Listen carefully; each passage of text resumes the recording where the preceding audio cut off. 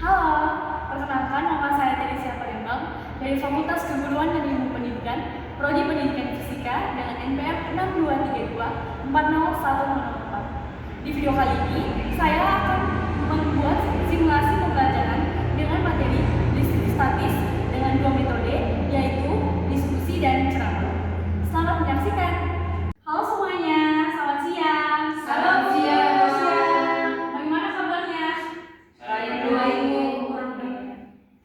Oke, sebelum kita mulai pembelajaran, Ibu akan memilih salah satu orang dari kita untuk memimpin kita dalam doa.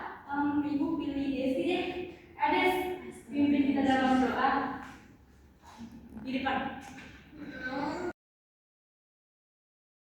Kita masuk dalam doa. Bapa kita yang kudus, amin. Nama Tuhan Yesus, terima kasih atas berkat dan karunia-Mu yang Kau berikan kepada kami dari malam hingga pada siang hari ini. Tuhan, sebentar lagi kami akan belajar dan yang Kau berkati kami agar apa yang diberikan oleh Ibu kami dapat kami terapkan di kehidupan sehari-hari. Demi Kristus Tuhan dan pengantara kami. Amin. Makasih Desi. Oke. Pada pertemuan minggu lalu, kita sama-sama sudah membahas materi tentang tekanannya. Pada kesempatan kali ini, kita akan masuk ke materi yang baru, yaitu materi listrik statis. Nah, adik tahu listrik statis itu apa? Sistem aktif, Bu. Yang aktif. Oke, baik Albert, terima kasih atas jawabannya. Namun, sebelum masuk pada materi, Ibu akan menyampaikan beberapa tujuan pembelajarannya terlebih dahulu. Tunggu ya. Skincare-nya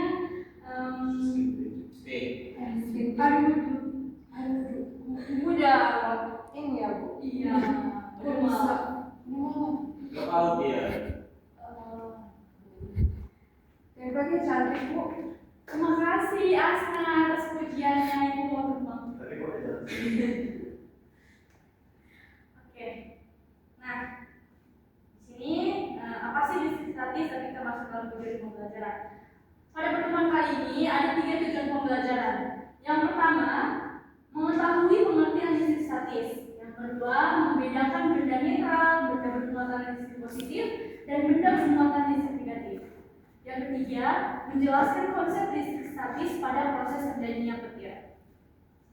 Oke, kita masuk pada percobaan sederhana yang akan Ibu lakukan bersama kalian untuk membuktikan apa sih listrik statis yang kita akan bahas pada materi kali ini. Nah, sebelumnya ada beberapa bahan yang harus kita butuhkan, yaitu penggaris, kertas, rambut. Namun bukan hanya rambut, tapi bisa saja kulit yang kering. Seperti itu. Lalu di sini Ibu akan meminta salah satu dari kalian untuk sama-sama kita melakukan percobaan. Salah satu orang akan bersama Ibu di depan sini dan kita juga akan memperhatikannya. Ibu minta Asna boleh untuk melakukan percobaan bersama Ibu. Bisa, Bu.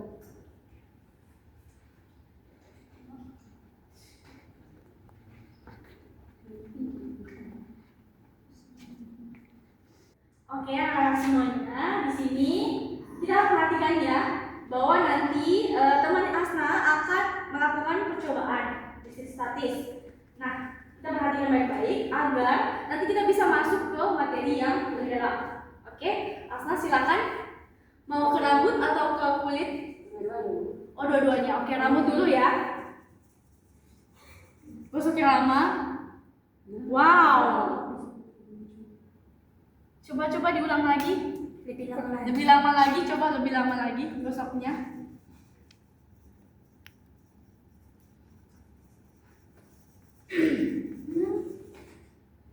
Wow.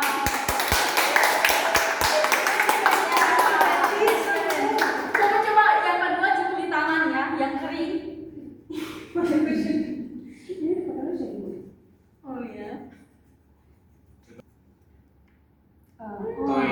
Ternyata di kulit tidak sekering di rambut. Oke, baik, terima kasih Asna telah membantu Ibu dalam melakukan percobaan sederhana ini. Nah, kalian sudah memperhatikan kan apa yang terjadi tadi? Kertas bagaimana kertas? Terangkat Bu, ya, angkat pada disertasi ini ya. Ya. Oke, nah sebelum itu kita masuk lagi. Nah, dari percobaan tadi dapat Ibu sampaikan bahwa kertas yang terangkat tadi itu adalah peristiwa listrik statis. Ada yang tahu nggak listrik statis itu apa? Saya Bu, ya. Listrik statis adalah keadaan di mana muatan positif dan negatif itu berkumpul dalam satu objek tetapi tidak mengalir. Kalau misalnya dia mengalir berarti bukan listrik statis, tapi satunya lagi kita tahu namanya apa. Oh iya, baik, Asna, bagus sekali. Ada yang mau menambahkan?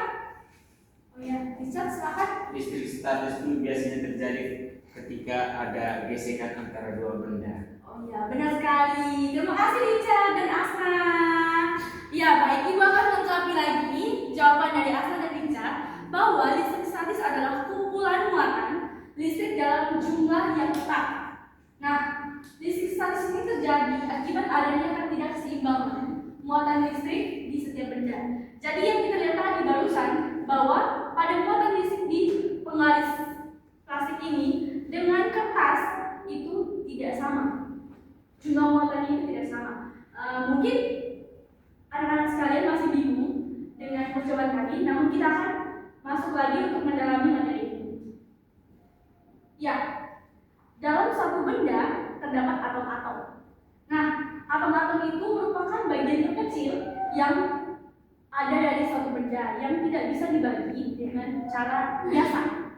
Nah, dari benda ini kita udah tahu kalau misalnya dia punya atom. Namun kita tidak bisa lihat karena atom itu bagian terkecil. Seperti itu. Paham? Paham, Bu. Kita lanjut. Nah, di sini ada 3 jenis muatan listrik. Ada yang tahu nggak muatan listrik apa aja? Proton, elektron, neutron, Bu. Oke, terima kasih Richard. Baik, dalam muatan listrik ada 3 jenis. Yang pertama ada proton, ada elektron dan neutron. Nah, pada proton itu bermuatan listrik positif, sedangkan pada elektron dia bermuatan listrik negatif.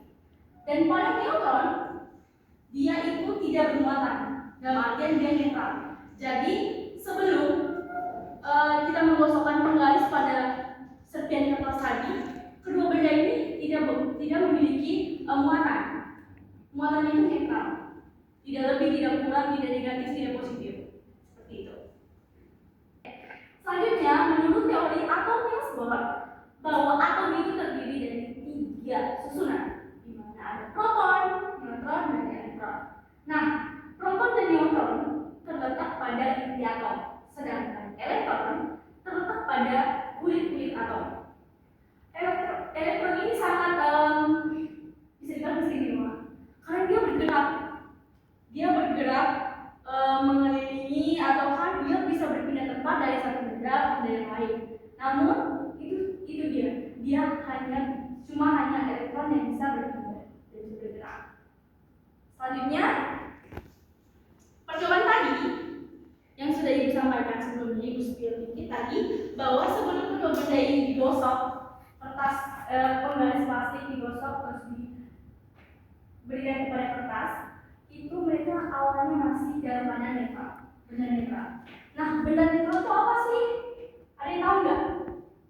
Oke, Richard silakan. Benda yang tidak memiliki proton dan elektron. Oke, baik. Tambahkan sedikit ya. Positif dan Oh iya. Ibu tambahkan sedikit bahwa benda netral adalah muatan positifnya sama dengan muatan negatifnya, atau jumlah proton sama dengan jumlah elektron. Jadi kalau dia dikatakan benda netral itu, jadi dia punya elektron dan protonnya itu sama. Dari dua benda itu memiliki elektron dan proton yang sama. Tidak ada kekurangan dan tidak ada kelebihan. Itu dikatakan netral.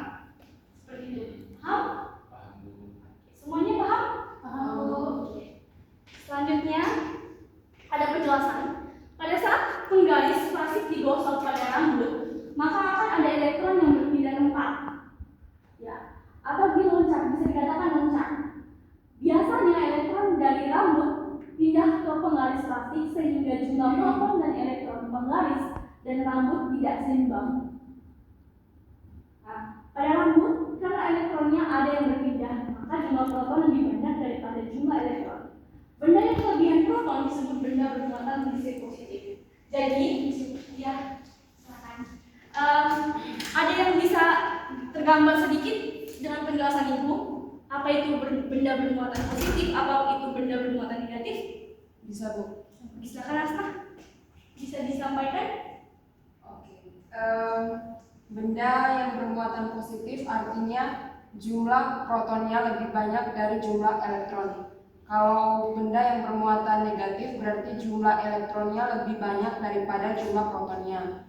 Dan jika benda itu netral, maka jumlah proton sama dengan jumlah elektron. Oke, baik sekali, sangat sempurna. Oke. Sedangkan penggaris plastik yang menerima elektron dari rambut kelebihan jumlah elektronnya. Nah, ini Ibu skip saja.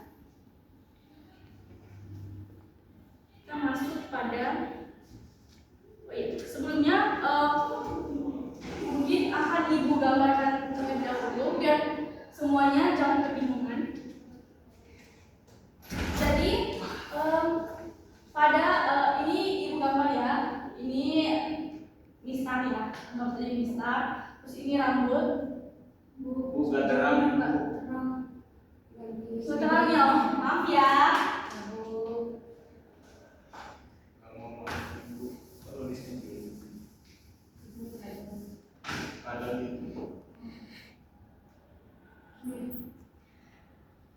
Ini mistar. Terus ini ada rambut orang ya.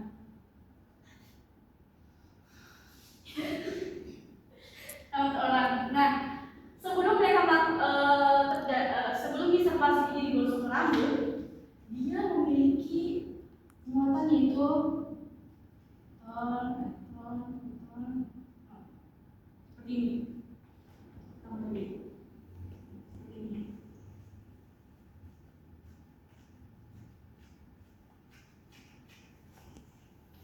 Kedua benda ini dikatakan netral karena mereka tidak ada kekurangan dan kelebihan. Kedua benda ini memiliki muatan yang sama, yaitu proton dan elektron. Nah, ketika mistar plastik ini digosok pada rambut, adanya perpindahan elektron. Yang tadi Ibu sampaikan bahwa yang bisa berpindah hanya elektron. Jadi elektron akan berpindah ke dari rambut berpindah ke penggaris plastik ini.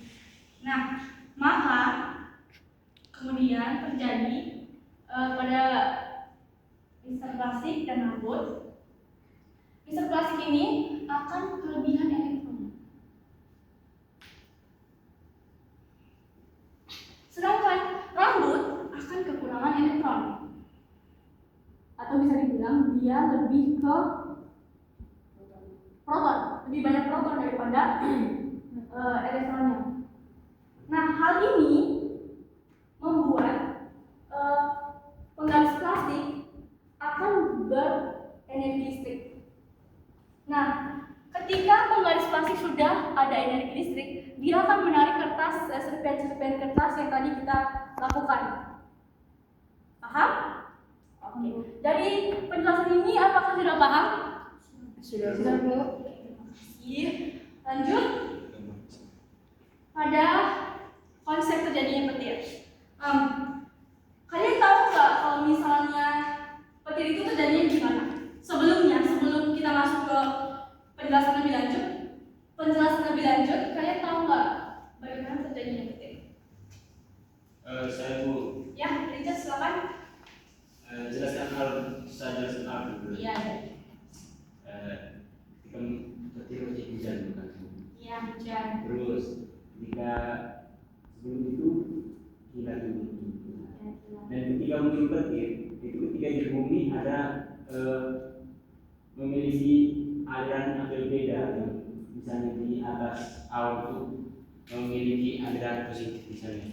Dan di bumi itu ada misalnya ada aliran negatif yang tidak sengaja dipegang atau disentuh orang, itu kan bisa membuat listrik juga kan. Dan dan bisa memancing ini si petir ini untuk menyambar ke muatan yang berbeda di bawah bumi. Oh, baik. Terima kasih Richard atas pendapat dari Richard. Ibu akan menambahkan bahwa kalian sebelum melihat hujan, petir, dan segala macam itu, kalian bisa lihat awan. Contoh pertama itu awan. Hasilnya itu awan. Jadi yang dapat kalian lihat, awan ketika mendung, dia itu sudah mempunyai proton dan elektron yang sama. Jadi awan dalam awan itu sudah terdapat elektron dan proton yang sama. Namun ketika hendak hujan, mereka kan bergerak karena suhu makin naik. Mereka bergerak. Setelah bergerak, mereka pasti akan bergesekan. Nah, sama seperti halnya tadi, mistar digosokkan pada rambut. Nah, awan juga sama. Ketika dia bergesekan, elektron dari salah satu awan itu pasti akan berpindah ke salah satu awan yang lain. Nah, itu yang membuat adanya kelebihan elektron pada awan. Nah, mungkin kalau misalnya anak-anak masih bingung, nah di sini Ibu sudah sediakan bahwa saat antara satu awan dengan awan lainnya bergesekan, ada elektron yang berpindah, sehingga ada awan yang kelebihan elektron dan ada awan yang kekurangan elektron. Nah, gambar yang di atas itu dalam keadaan netral, mereka masih berjauhan. Namun ketika mereka sudah berdekatan, bergesekan, maka ada kesetimbangan, ada elektron yang dari awan ini akan pindah ke sini, karena sudah disampaikan bahwa elektron yang berpindah. Nah, benda bermuatan listrik negatif akan memiliki energi listrik seperti yang tadi kita lakukan. Nah, energi listrik ini yang akan disalurkan ke bumi dan dapat kita lihat berupa petir. Bisa paham? Bisa tangkap dulu? Bisa paham dulu ya. Jadi, dari awan yang sudah kelebihan elektron ini, dia akan turun ke bumi. Dia akan mencari tanah. Ada yang tahu nggak kenapa dia cari tanah? Kenapa petir itu dia cari tanah? Karena tanahnya netral. Nah, tepat sekali Asna. Kita beri aplaus untuk Asna. Karena tanah itu muatannya netral, jadi dia pasti akan mencari tanah. Namun, ketika dia akan menuju ke bumi mencari tanah, dia pasti akan menemukan di dalam tanah kan? Dia pasti akan ketemu bangunan, rumah-rumah dahulu, pohon-pohon. Nah, ketika dia menemukan perantara seperti itu, maka dia akan menyambar petir, dia akan memberikan petir, dia akan mengeluarkan petir, petir yang dalam bentuk aliran listrik, karena dia kelebihan elektron, jadi dia ada muatan listrik seperti itu. Nah, makanya kalian paham nggak? Kalian menyadari tidak kalau misalnya di setiap gedung tinggi seperti di sana itu terdapat penangkal petir. Karena fungsinya ketika hujan, waktu petir itu akan menyambar ke arah bumi, nah itu akan membantu, bukan membantu tapi lebih ke meminim adanya aliran listrik yang masuk menyambar ke gedung tersebut. Nah, kalau misalnya gedung itu tersambar, maka akan merusak, bisa saja merusak salah satu aliran yang ada dalam bangunan tersebut, seperti itu. Ataupun barang-barang elektronik yang kita pakai pun akan berdampak seperti itu. Nah, tapi sebagai pengetahuan saja bahwa penangkal petir itu bukan menerima elektron. Dia tidak menerima petir, tapi dia memberikan proton. Jadi ketika hujan atau lagi mendung, hujan badai, dia akan memberikan proton. Dia akan memberikan proton supaya awan yang kelebihan elektron itu tidak menyambar pada bangunan-bangunan atau langsung ke rumah. Seperti itu. Oh, berarti kayak gini Bu, kan petirnya kan dari atas kan kebanyakan elektronnya. Iya.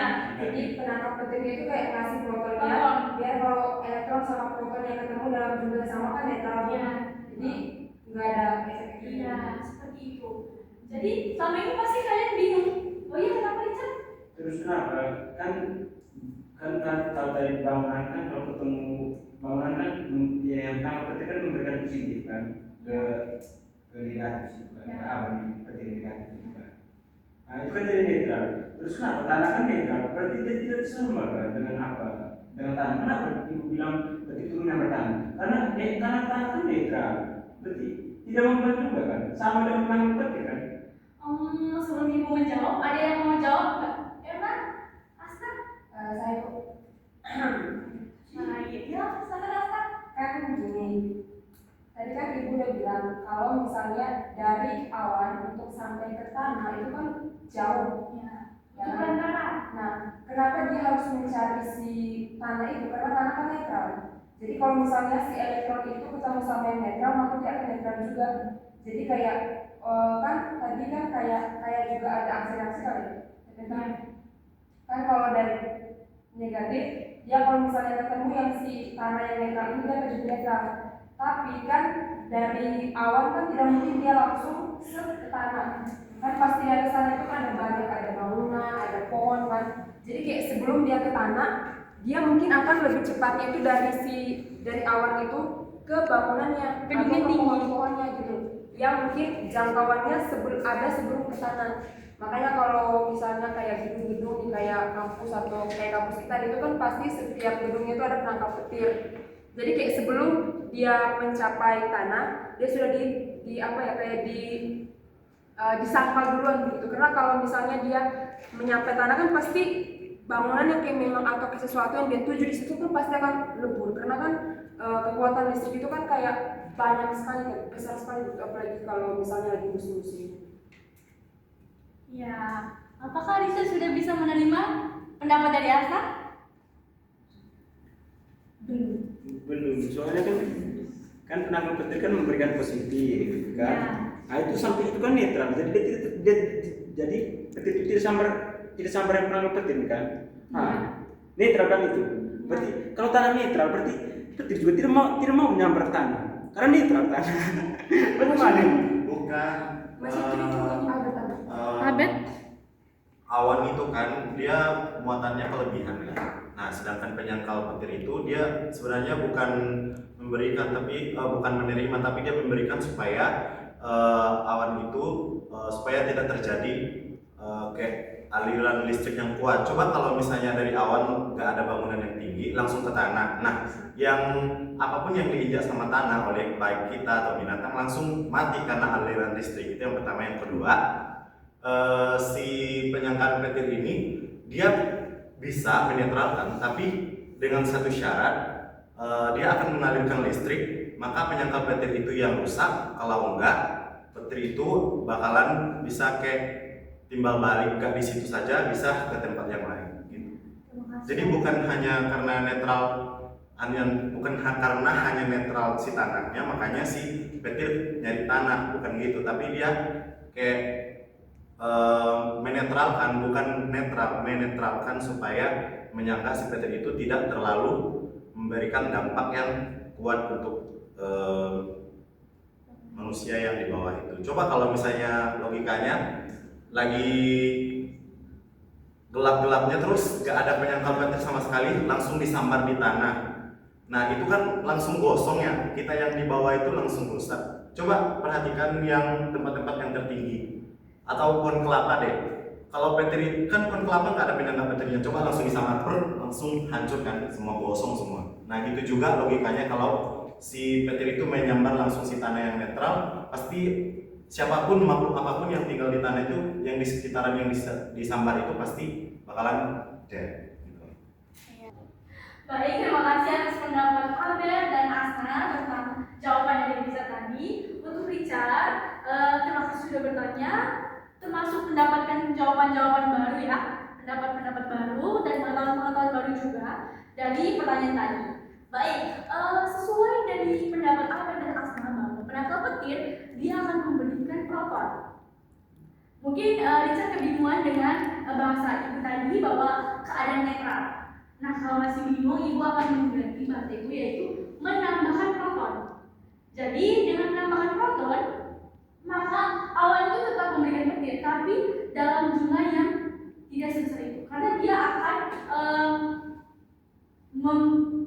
menyerang gedung-gedung tinggi. Nah, gedung-gedung tinggi itu kalau misalnya disambar itu akan berpengaruh sekali.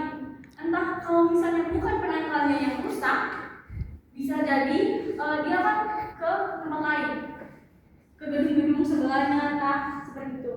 Bisa diterima, Richard? Oke, sebelum ibu memberikan kesimpulan yang keseluruhan, ibu mau minta dari antara kalian, apa sih yang kalian dapat dari materi kita kali ini di statis? Oke, ada 2 orang. Yang mana dulu nih? Saya, Bu. Oh, dari Albert dulu ya. Silakan Albert. Dari materi yang telah Ibu sampaikan, saya bisa mengetahui suatu muatan listrik positif dan negatif serta netral. Jadi saya bisa lebih waspada dan hati-hati dengan listrik-listrik yang bermuatan negatif ataupun positif. Nah, jadi saya bisa menggunakan alat-alat listrik dengan baik dan menerapkannya dalam kehidupan sehari-hari. Itu saja. Terima kasih Albert. Terima kasih tepuk tangan untuk Albert. Lalu Bulan silakan. Kalau dari saya sebenarnya sama sih pendapatnya dan sama Albert. Iya. Bahwa dari materi yang Ibu jelaskan, saya mengetahui yang mana sih benda-benda yang netral atau tidak netral. Terima kasih Bulan. Terima kasih. Kita beri tepuk tangan untuk Bulan. Kesimpulan yang bisa Ibu sampaikan yaitu ada 4. Yang pertama, kita lihat bahwa listrik statis adalah listrik yang muncul akibat ketidakseimbangan muatan listrik. Kedua, benda dikatakan netral jika benda memiliki jumlah proton sama dengan jumlah elektron. Ketiga, benda bermuatan listrik positif adalah benda yang memiliki jumlah proton lebih banyak daripada jumlah elektron. Nah, yang keempat, benda bermuatan listrik negatif adalah benda yang memiliki jumlah elektron lebih banyak daripada jumlah proton. Baik, Ibu rasa pertemuan kita kali ini cukup sampai di sini saja. Nah, minggu depan pada pertemuan berikutnya kita akan membahas medan listrik. Jadi untuk anak-anak sekalian, mohon mempersiapkan diri terlebih dahulu sebelum mulai materi kita minggu depan.